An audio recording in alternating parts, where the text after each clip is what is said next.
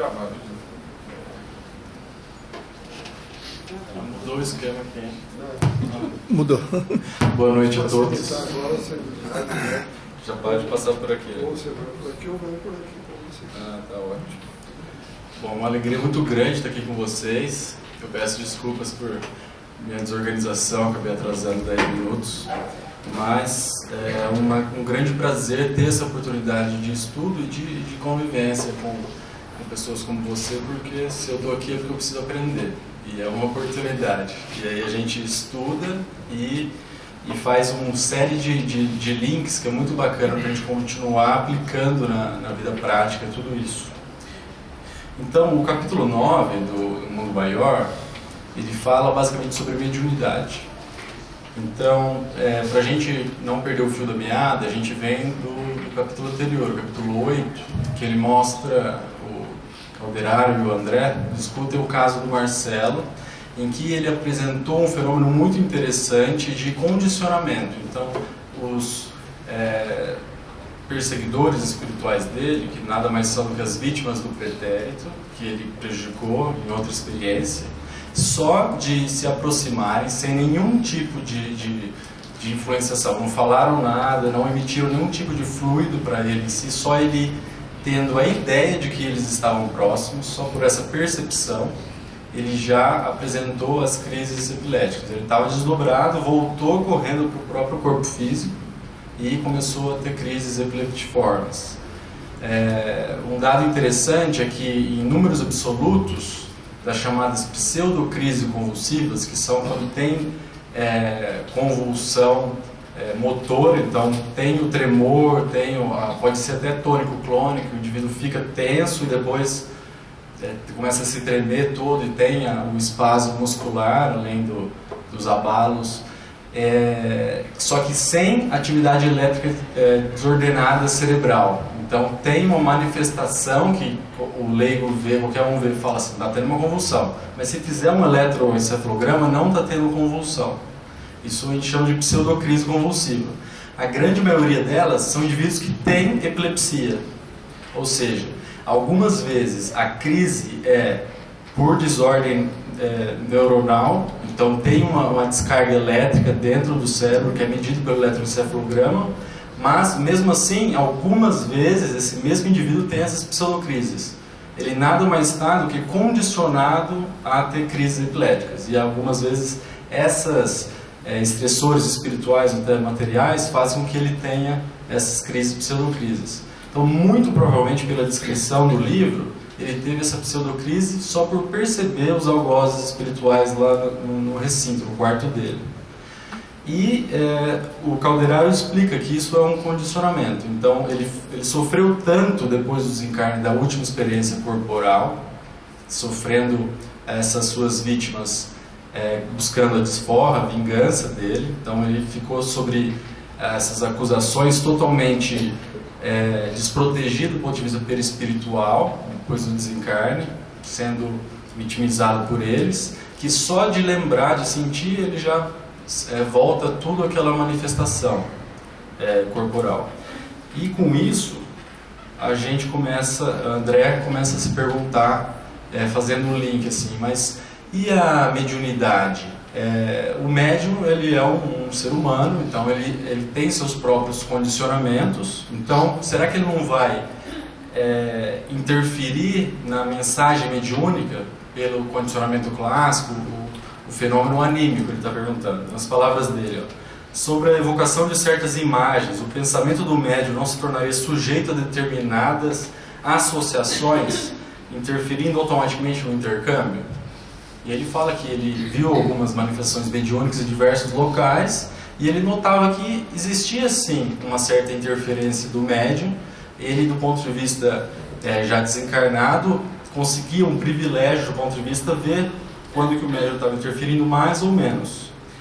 Então, nesse capítulo ele vai discutir basicamente 4 coisas, né? Dentro da questão da mediunidade, o animismo, que o próprio André Luiz, no livro Mecanismo de Mediunidade, ele define como o animismo como um conjunto de ações mentais conscientes ou inconscientes de origem do médium comunicante. Então, tudo aquilo que é do médium, da pessoa, do médium encarnado, é anímico e não seria espiritual, do comunicante. O inconsciente e o condicionamento pavloviano, o condicionamento clássico, o condicionamento operante, é tudo sinônimo, que isso existe. São olhares diferentes, algumas vezes até eles explicariam o mesmo fenômeno, por exemplo, de uma fobia específica. Você pode entender isso como inconsciente, aquilo que é uma manifestação de um medo da primeira infância do indivíduo, ou simplesmente porque ele recebeu um trauma associado com ficar muito fechado na infância, ficou lá trancado e não entra mais elevador, não vai avião. São maneiras de você entender o fenômeno e às vezes completamente distintos, mas de um mesmo fenômeno, porque o paciente é um só, ele está lá, é ele que é a realidade. Você vai usar teorias, modelos para tentar explicar aquilo, só que o fenômeno é um só, é o mesmo que ocorre. E aí, isso aqui eu até apresentei uma outra vez, mas é muito interessante, jamais passaria por nenhum comitê de ética hoje em dia, e que aconteceu de fato, é uma história verídica do bebê, do pequeno Albert, e o pesquisador, no caso, o psicólogo era o Watson. E isso aconteceu lá em 1920, em que ele pegava um bebê, que foi voluntário, a mãe voluntariou para dar o bebê, e mostrava um rato branco, um rato de verdade branco. E o bebê, se desse uma cobra, ele ia brincar. Se desse, sei lá, um fogo, ele não tem menor, nunca viu aquilo, ele vai botar a mão. Então só vai ter medo se ele tiver uma experiência negativa em relação àquilo. Por isso que o bebê coloca a mão na tomada, ele não tem a menor ideia que vai levar um choque. Depois que leva um choque, ele não vai mais botar a mão. E o rato ele ia lá pegar. E depois de um tempo, documentando isso, que ele não tinha medo desse rato branco, toda vez que aparecia o rato branco, eles faziam um barulho muito alto, ensurdecedor, com uma placa de ferro e um martelo. Bastou algumas repetições disso e só dele ver o rato branco, o bebê já se esgoelava de tanto chorar, desesperadamente, porque mesmo ele não tendo a linguagem, ele já sabia que ia ter um puta barulho, que ele ia ficar assustado. Então, por mais absurdo que seja, isso aconteceu. Era meio óbvio que ia acontecer isso, né? Mas fizeram. Então, até tem várias anedotas em relação a isso, mas de fato aconteceu, não se sabe o que virou com o pequeno Albert. Com certeza ele não gosta muito de animais pequenos e brancos, né? Hoje em dia, se ele ainda estiver vivo. Mas isso aconteceu de fato, e isso em determinados graus acontece com todos nós na vida. Isso é impossível não acontecer. Basta a gente ter experiência na nossa vida, isso vai acontecendo. É natural de todo ser humano. E o médium também acontece a mesma coisa. Isso existe dentro do médium. E isso é visível, a questão do condicionamento, extensamente dentro da obra de André Luiz, principalmente nos domínios e mecanismos da mediunidade. Principalmente fala muito do condicionamento clássico, de hipnotismo, que é bastante associado. Então, nesse caso aqui, por exemplo, do Américo, ele também tinha essa questão do condicionamento com as entidades desencarnadas. Para o mesmo fenômeno, ele causou prejuízos para esses amigos espirituais. Depois do desencarne, eles tiveram um processo de vingança em que ele sofreu muito pela raiva, pela ira, todas as questões negativas de vingança desses obsessores. E agora, já encarnado, na segunda experiência após aquela que ele fez um monte de coisa infeliz, só de ver a presença, sem nenhum contato, ele já se desequilibra. Mas aí ele não tem crises epiléticas, crises convulsivas ou pseudocrises.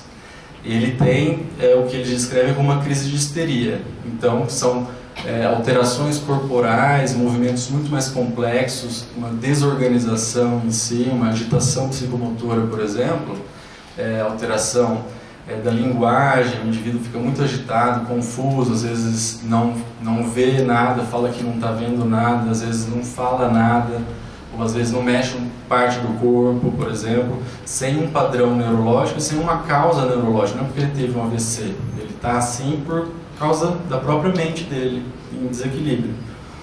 E também é só da simples presença no ambiente. Então, na nossa vida a gente existe isso. Então, por exemplo, tem uma música de despertador que é sempre a mesma. Se a gente ouvir essa mesma música em qualquer outro horário do dia, já vai dar um choque ou até um mal-estar, se a gente costuma dormir pouco. Então a gente está condicionado. Se a gente tem um chefe que é muito, muito agressivo, faz assédio moral e tudo mais, só de ver ou pensar nele, já dá um ataque cardíaco, já dá uma angústia e tudo mais, sem ele ter feito nada. Então isso acontece na vida de todo mundo, em diversos tipos de exemplos.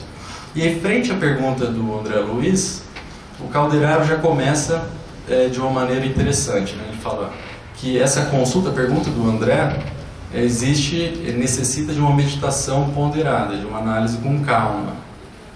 Então ele fala, a tese animista é respeitável, porque os pesquisadores que a colocam, eles foram conscienciosos, sinceros, e ela tem uma função, ela nasceu para coibir a imaginação excessiva. Então isso tem uma certa utilidade, não é simplesmente algo ruim, inútil, que só atrapalha. Isso tem uma função, digamos assim, porque de fato existe, de fato nenhum médium é uma folha em branco, digamos assim. Então isso pode acontecer. Contudo, aí toda a fala de Calderaro é com muito mais ênfase nesse outro quesito, que é mais importante. Fica evidente isso no capítulo. Que a maioria dos encarnados, isso no mundo acadêmico, científico e até entre os dirigentes e coordenadores de casas espíritas, tendem, pelo que ele fala na orientação, a usar a questão do animismo de maneira cruel e muito exageradamente intensa. Porque como se fosse um órgão inquisitorial, em que qualquer vacilo, qualquer dúvida é uma questão de que é culpa do médium, que o médium não é adequado, que ele está interferindo na comunicação. Então isso de uma maneira muito prejudicial para os trabalhos. Então ele fala que a questão anímica deveria ser usada de um modo educativo e construtivo na ação fraterna, porque ela é real, ela acontece, porém ela não pode impedir o processo de caridade, de serviço ao próximo. E isso acaba acontecendo. Então ele fala, milhares de companheiros fogem do trabalho mediúnico ao se verem cobrados ou exigidos ou sentirem um tipo de julgamento excessivo nesse sentido. Então é muito mais fácil a gente não se submeter perante a dúvida a fazer o bem, se sempre estão duvidando de nós, pensando se é verdade ou não, até duvidando do próprio caráter do médium, achando que ele está fingindo e simulando aquilo, né? E não sei se vocês sabem, mas eu confesso a minha ignorância, porque ele faz uma analogia de que a questão anímica ela está funcionando como um cérebro. Eu falei, o que é cérebro? Eu não tinha a menor ideia. E aí, quando eu fui ver, é esse cão de 3 cabeças que vigiava a porta do Tártaro, o reino de Hades, da mitologia greco-romana, em que quando os indivíduos faleciam, eles entravam no reino, ele era um cão dócil, carinhoso, mas se alguém quisesse sair, aí ele virava esse monstro, não deixava ninguém sair. Ninguém. Poucos conseguiram sair pela história, Orfeu, Ulisses e mais alguns que eu não conheço pelas histórias da mitologia, mas seria o impedidor de qualquer tipo de comunicação com aqueles já desencarnados, né? Faz bastante sentido se o animismo virar um órgão inquisitorial de muita aspereza nas salas de reuniões mediúnicas. Então, ele diz aqui que a questão anímica ela se transforma numa ferramenta opressiva e que impede a passagem dos candidatos ao serviço de caridade mediúnica. Então, eu lembro, muitas vezes a doutora Marlene falava da questão anímica, que a gente vai ver um exemplo aqui mais para frente, que no fundo, não importa se é anímico ou não, porque se não for, a gente vai estar auxiliando o indivíduo desencarnado em sofrimento. E se for anímico, a gente vai estar auxiliando o próprio médium que está precisando se reequilibrar nessa questão, que possivelmente é uma personalidade ou uma parte da psique, da mente desse médium que está em desequilíbrio de fato. E atuando, colocando aquilo para fora, vai ser benéfico para o próprio médium. Então todos ganham nesse sentido, todos ganham. E de maneiras práticas fica muito mais simples. Às vezes a gente foca toda a nossa atenção em algo que não vai ter repercussão positiva nenhuma. Se a gente focar toda a nossa atenção no problema e esquecer das possíveis soluções, a gente enxerga as soluções e não vê. Às vezes isso acontece. Rafael, posso fazer uma pergunta para o senhor?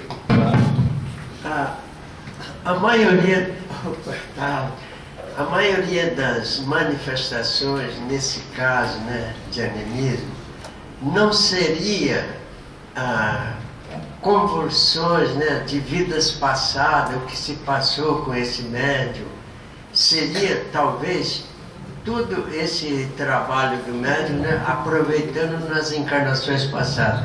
E é por isso que então é válido nesse sentido a mediunidade e animismo, não é isso? Anímica. Pelo que entendi, o senhor falando que a maioria é de vidas passadas ou não é? Não, a maioria eu acho que seria de vidas passadas também, que também teria o seu valor, né, da manifestação, né? Qualquer que seja a origem, também não vai importar tanto se é de vidas passadas ou não, mas vai ser saudável, vai ser útil, dependendo de como for acolhida aquela manifestação anímica, vai ser útil para o próprio médium, vai ser muito saudável para ele conseguir ter um acolhimento e uma dissolução isso no próprio processo de orientação, que nada mais é do que um tipo de psicoterapia, seria uma psicoterapia de apoio ultra breve, né? Mas é um tipo de psicoterapia, isso vai ser bastante útil, de fato. Tá bom, muito obrigado pela explicação.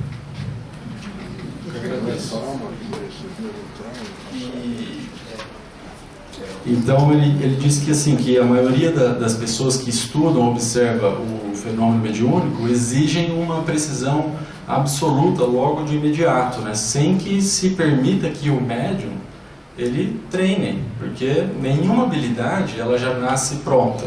Se alguém nasce com uma habilidade, sei lá, superdotado em música, um moleque de 5 anos que toca piano lá super rápido e tudo mais, a gente sabe que ele não recebeu isso de graça. Ele já exercitou aquela habilidade em outras experiências e isso cascateia perispiritualmente para o corpo, de maneira que ele tem uma genética predisposta àquele tipo de habilidade. Isso para qualquer tipo. Piloto de Fórmula 1, cara é bom em matemática, futebol, qualquer coisa. É necessário treinamento para se ter uma habilidade. E a reencarnação é a única coisa que consegue explicar isso de uma maneira minimamente plausível e coerente. As outras possibilidades em voga é o que? A aleatoriedade bioquímica, então o caos das moléculas se bateram tanto até que se formou o gênio, né? Ou a vida na Terra, né? Então pode pegar, por exemplo, a cascata de coagulação, são, se eu não me engano, 13 enzimas. Então vai lá, por acaso tem uma mutação, forma uma enzima, e ela é totalmente inútil, porque sem uma dessas 13 não funciona a coagulação, não coagula. Aí tem que ter uma atrás da outra, sem nenhuma utilidade ao longo desses indivíduos que formularam essas enzimas, até formar a 13ª enzima da cascata de coagulação e aí coagula o sangue. Então é uma série de coincidências que fica muito forçoso você acreditar no caos para explicar tamanha inteligência biológica. E é o que a maioria, eu acho até engraçado, que a maioria dos pesquisadores atualmente, cientistas, acreditam, que é totalmente aleatório. a origem da vida. E a questão do animismo a gente pode entender como se fosse a estática de um aparelho de TV. E somente a prática, a experiência, o exercício vai permitir que se regule essa estática até que comece a aparecer uma imagem. Então é a questão da interferência no veículo de comunicação. Então o rádio lá está meio pegando mal, a única maneira é você ouvir. Se está bom, você vai para um lado. Se começar a ficar ruim, você volta para o outro lado. Quem é mais antigo sabe como é que era, não é tipo digital. Mas, basicamente isso. Estou entregando aqui. Estou entregando aqui a minha idade, porque eu também era desse tempo. Mas é um fato esse, fica mais didático. Né? Hoje em dia eu não sei que analogia faria para entender essa questão.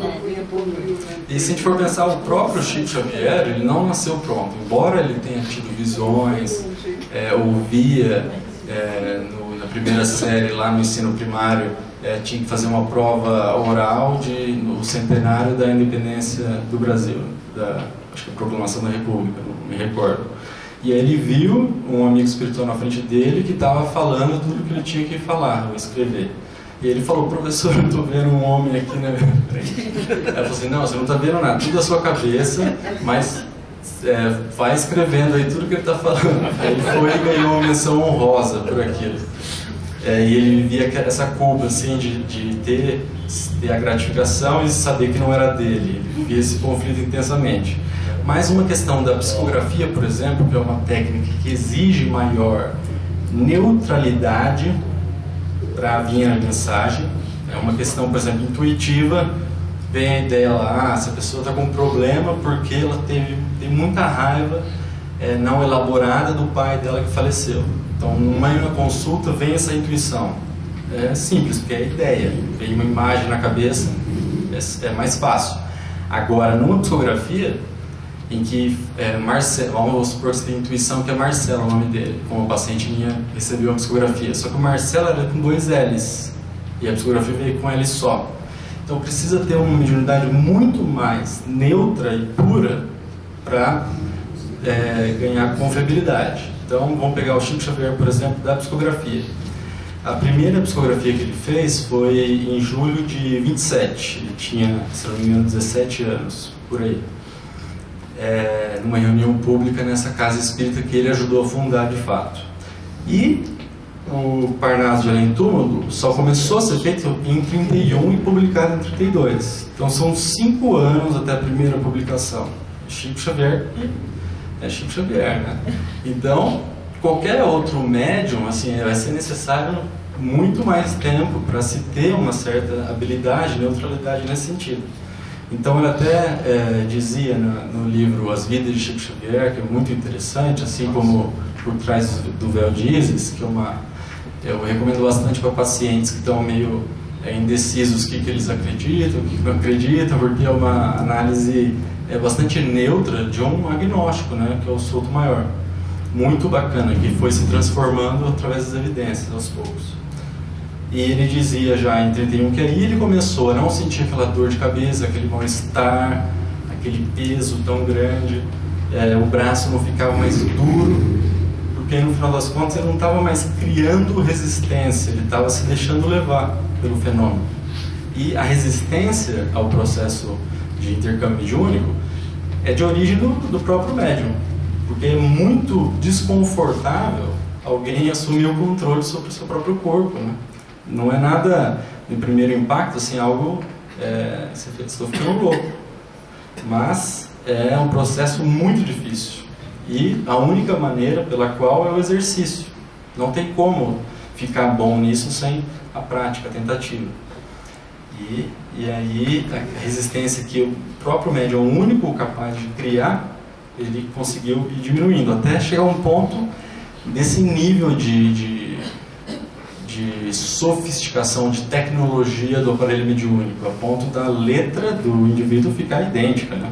Então o de cima é durante a vida e o de baixo é a psicografia do Chico. Então é muito, muito interessante assim, o grau de tecnologia mediúnica, neutralidade do aparelho psíquico mediúnico. mas foi com muito treino, não tem outra forma.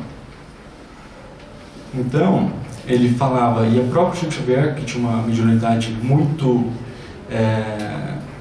ostensiva, mas também muito rica pela complexidade de possibilidades de intercâmbio, falava que às vezes o que ele psicografava vinha em imagens, então ele via o que deveria escrever e copiava.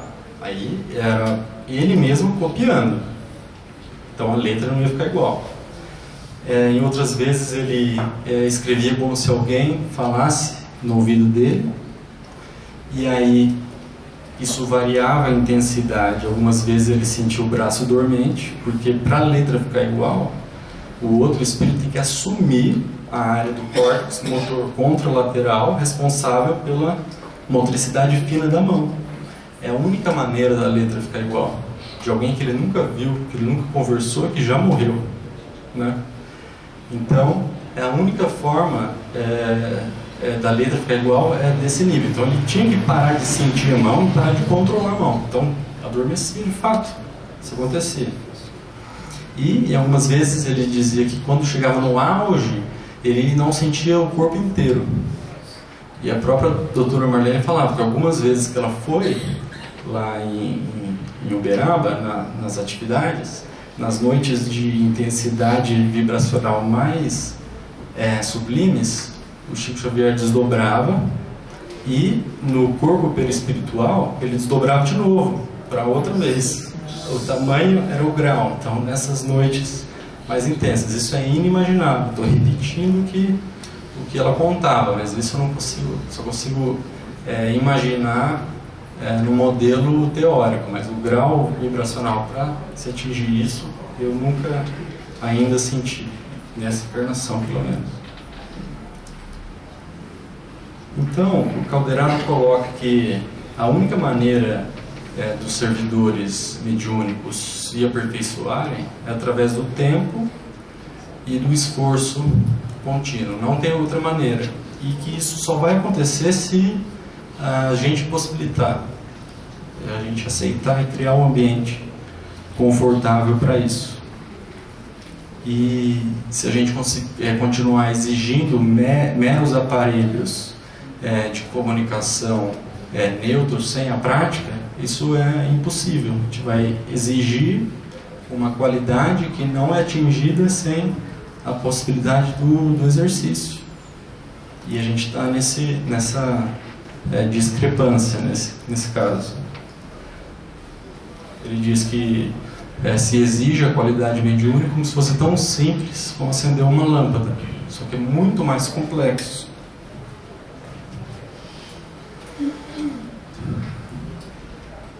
Então ele diz que o médium, né, o aparelho mediúnico nesse caso, se ele não consegue ter uma harmonia muito complexa, uma tríplice harmonia entre as forças mentais, então a própria questão psicológica do médium, com as questões perispirituais, a saúde espiritual e sintonização com o ente, com o espírito comunicante, e as questões fisiológicas também, a questão da saúde física, porque a mediunidade é uma habilidade orgânica, assim como qualquer outro sentido nosso.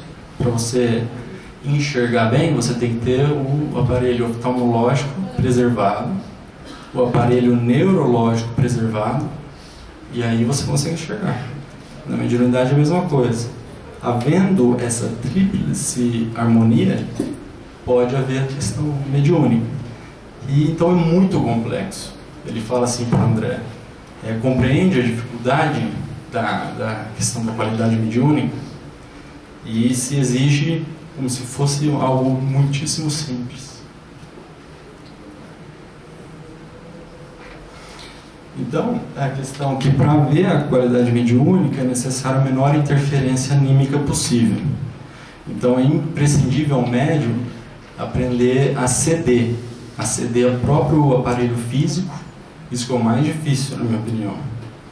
E nem todos conseguem muito rapidamente fazer essa concessão, né? Ceder o aparelho, o corpo.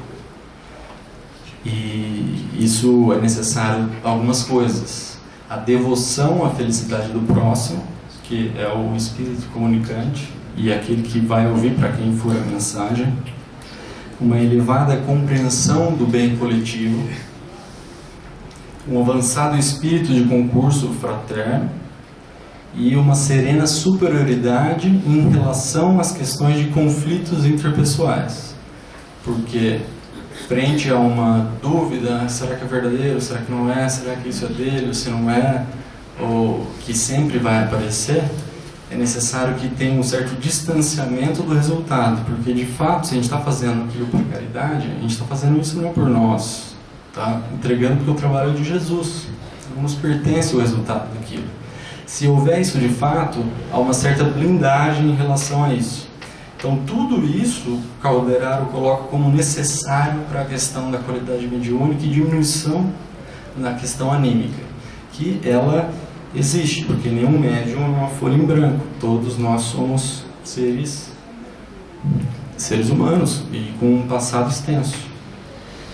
Então, ele fala que a mediunidade verdadeira e pura, ela começa pela questão da intuição. Então, a intuição, ela não é algo que vai de um ponto A e percorre um caminho até o ponto B. A intuição, ela desce como se fosse um salto quântico, que o elétron ele sai de uma órbita e aparece na outra. A gente não consegue determinar o caminho que ele fez. A gente só vai saber a posição do elétron se a gente tem a menor noção da velocidade dele. Ele aparece na outra. A questão da intuição é muito semelhante a isso. Então a gente cria um espaço mental em que você acerena a superfície da sua mente como se fosse um lago, e que aí vai do nada brotar um sentimento, uma imagem, uma informação. E isso não vem do seu cérebro, vem de fora. É uma questão da intuição. Isso não tem nada a ver com condicionamento, por exemplo. É uma questão que pula de uma dimensão para outra determinada informação. Isso é uma questão intuitiva, isso é mediúnico. Pode até vir do seu próprio espírito, mas não está na memória do corpo. Ela vem da parte espiritual. Então está lá nas cascatas mais sutis do perispírito, corpo, sei lá, causal, se a gente for usar uma analogia oriental. Mas está no perispírito numa camada muito mais longe. Então a mediunidade começa por aí. É aí que a gente tem que praticar o dia a dia, e todos nós temos essa possibilidade. Então ele fala que todo médium ele colabora com a matéria mental que lhe é própria. Então, com as ideias, com aquilo que ele já conhece, que faz parte da economia psíquica dele. E vai haver algumas imprecisões, algumas discrepâncias em relação ao que o espírito quer dizer. Por exemplo, todo mundo aqui talvez tenha feito prova de ditado no ensino primário. Então, a professora falava lá, exceção, excesso, qual que é com 2 S, qual que você cedilha? Eu escrevi errado, porque está aprendendo, né? Mas o diretor da escola, se fosse querer avaliar a capacidade técnica da professora, o português oral dela, a oratória dela, como que ela fala bem, pela prova escrita desses alunos da primeira série, não é um mecanismo muito adequado, né? Porque tem a questão da interferência. Então, se um médium ele está no início da atividade, é claro que não vai ser um método preciso de captar a informação. Mas, se ele continuar estudando, ele termina lá a faculdade de letras, ele vai fazer isso bem adequado, porque tem base para isso. Então, o exercício mediúnico é a mesma coisa, essa ideia. E que a gente vai sofrer de acordo com a nossa capacidade de transmitir a ideia nos narrada através da base que a gente tiver. E se houver os imperativos mais nobres, da renúncia pessoal, o médium conseguirá edificar, não de improviso, o Calderaro coloca, mas às custas de um trabalho incessante, o templo interior de serviço, no qual ele reconhecerá a superioridade do programa divino que fica muito acima dos caprichos humanos. Então esse que é o serviço do médium que trabalha por Jesus. É esquecer de si mesmo e fazer para Jesus, né?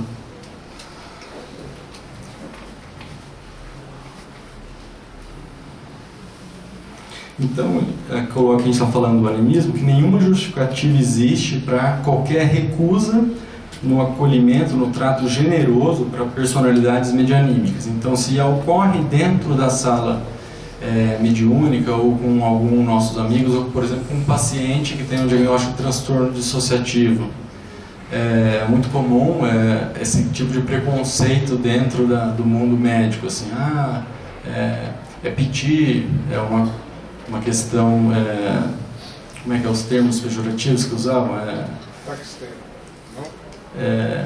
Mas piti, tá dando show, coisas desse nível, assim, que são muito inadequadas, porque não é uma escolha do indivíduo. Ele está, de fato, mesmo que não seja algo obsessivo, seja dele mesmo, do próprio indivíduo, ele não está saudável, ele está precisando de um tratamento, de fato. E a ignorância que se faz ter esse tipo de atitude pejorativa e negativa. Então, é necessário, e nenhuma justificativa se faz para não acolher e não ter um tipo de cuidado, de tratamento, de manejo nesses casos, seja onde for que ocorra. Então, eles são, em si próprios, espíritos sofredores ou conturbados. E se a gente fosse 100% saudável, a gente não estaria aqui, nenhum de nós. E eles estão precisando de esclarecimento e de socorro, não há outra hipótese. Então, às vezes a gente fica só focado no problema, será que será que não é? E não sai do lugar, é um motor que só gera calor, não gera trabalho, não sai do lugar. Então,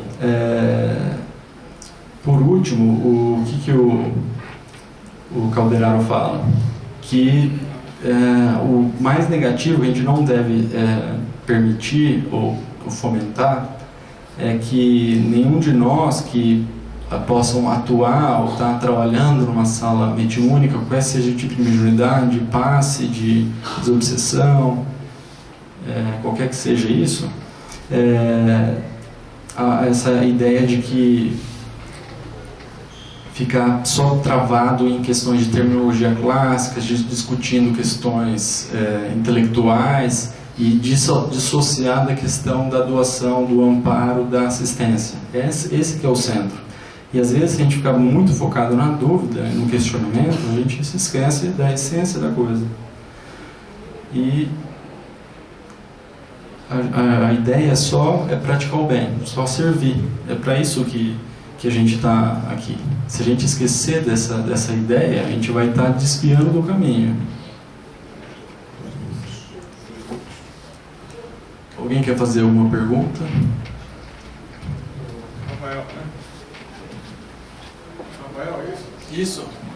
Rafael, eu acho que a busca para você conscientizar sobre o mecanismo que você vai usar no aparelho, né, se reeducar nesse sentido, ele é muito difícil ser transmitido em função da cultura. Eu penso assim. Da maneira como você quer transmitida essa instrução, essa linha de raciocínio, eu penso que tem que ser de acordo com o nível cultural das pessoas.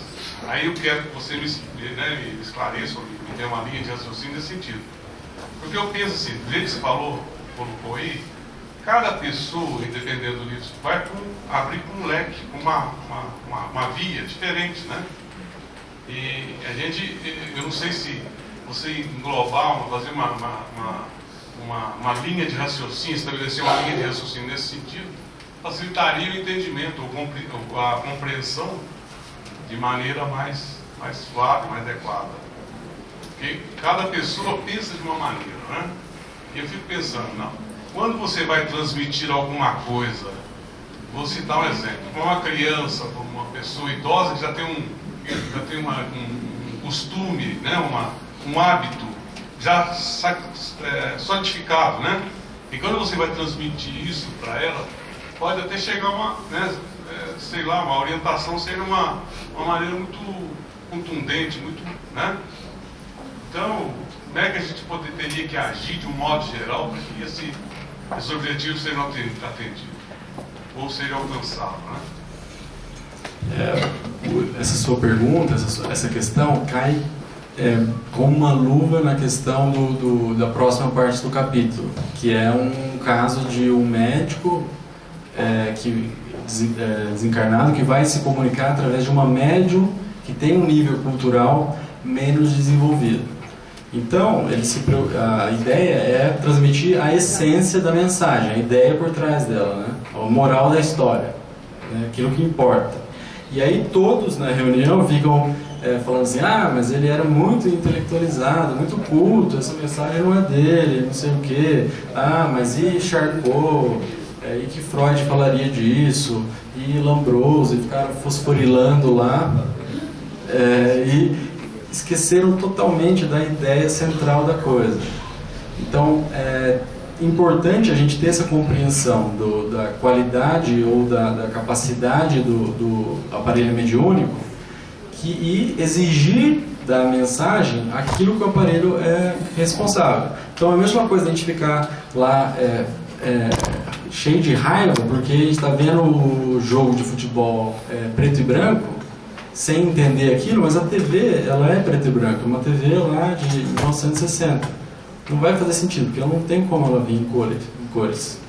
Mas isso a gente vai falar na próxima semana que vem, que aí vai aparecer a historinha que é o exemplo, a parte romanceada que exemplifica isso para ficar didático e encaixar tudo. Então vamos trabalhar. Muito obrigado.